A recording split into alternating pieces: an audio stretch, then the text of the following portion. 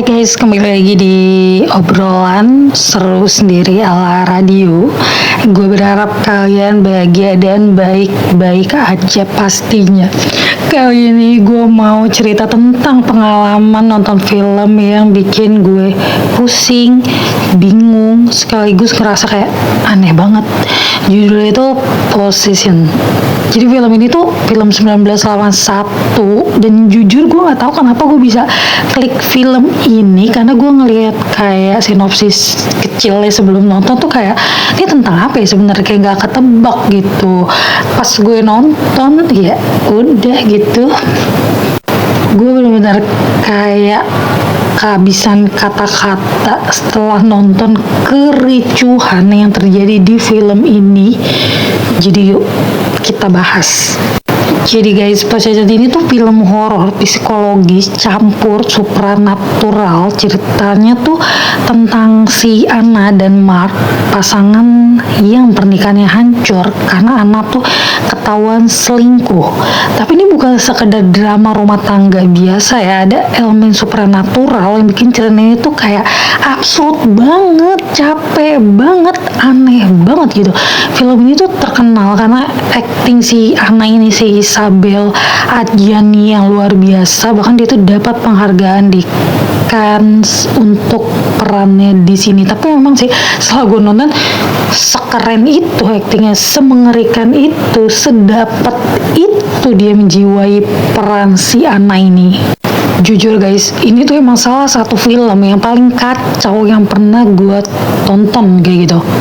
Awalnya gue masih agak sehat ya nonton ini, kayak gue mikir ini cuma soal pasangan yang lagi berantem nih tentang rumah tangganya. Tapi lama-lama Anna tuh kayak mulai bertingkah aneh. Ada adegan di stasiun bawah tanah yang emang ikonik banget gitu. Dia tuh kayak kehilangan kendali, histeris, teriak, dan tiba-tiba tuh kayak keluar cairan aneh di dalam tubuhnya. Jadi adegan ini tuh bener-bener menggambarkan kehancuran mentalnya.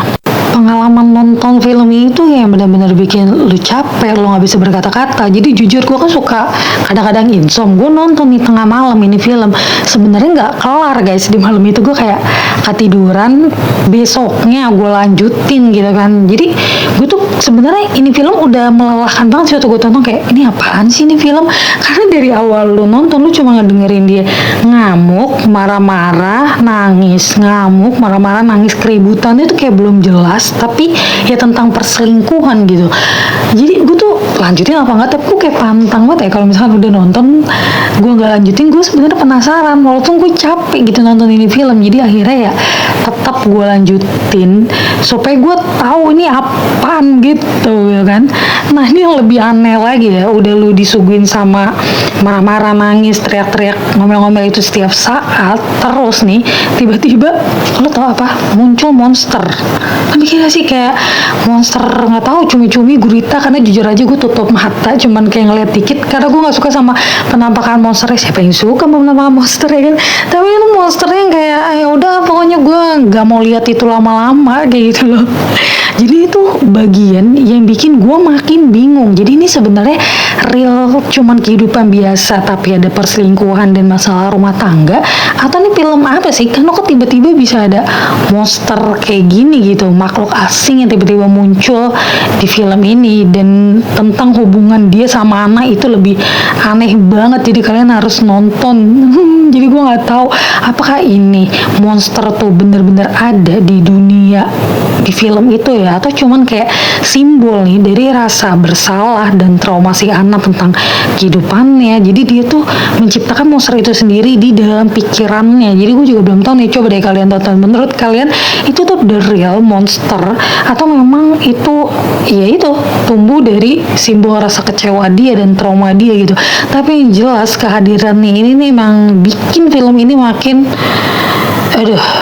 absurd gitu dan menyeramkan pastinya. Dan pada akhirnya sumpah demi apapun setelah gue nonton gue nggak dapat apa-apa. Maksudnya emang ini kali ya, kemampuan otak gue dalam berpikir nggak nyampe, atau terlalu film ini emang terlalu keren, menegangkan, melelahkan.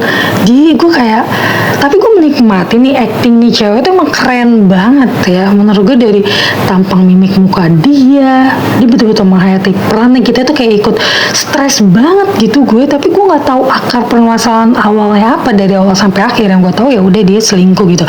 Jadi setelah ini film selesai, gue tuh cuma kayak bisa diem, dan gue rasanya kayak nggak mau nonton film dulu beberapa hari gitu, kayak untuk ngestabilin perasaan kacau gue, karena emang gue kacau gitu setelah gue nonton ini gitu. Rasanya kayak lu tuh abis ngelewatin badai emosi gitu, ada perasaan pusing, bingung, capek, tapi juga gue kagum sama cerita film ini yang nyampein cerita yang nggak biasa.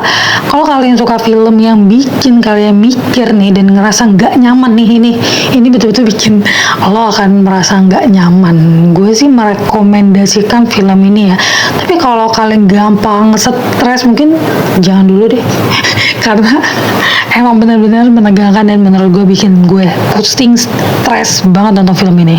Oke guys, jadi itulah pengalaman gue menonton film ini, dan ini film tuh benar-benar intens dan beda dari film horor lainnya. Kalau kalian udah pernah nonton, kasih tahu dong apa pendapat kalian tentang monster aneh itu, dan kalau belum, kalian berani nggak buat coba nonton? Oke, kalau kayak gitu sampai jumpa ya di video-video berikutnya. Tetap dengerin ngobrol seru sendiri ala radio dengan sinopsis yang ala kadarnya, mohon maaf. Dan gue mau ngucapin makasih banget untuk yang udah subscribe. Kalian semua berarti ya, dan membuat gue semangat untuk melakukan hal-hal yang gue suka, kayak bikin sinopsis ini dan yang lain-lainnya.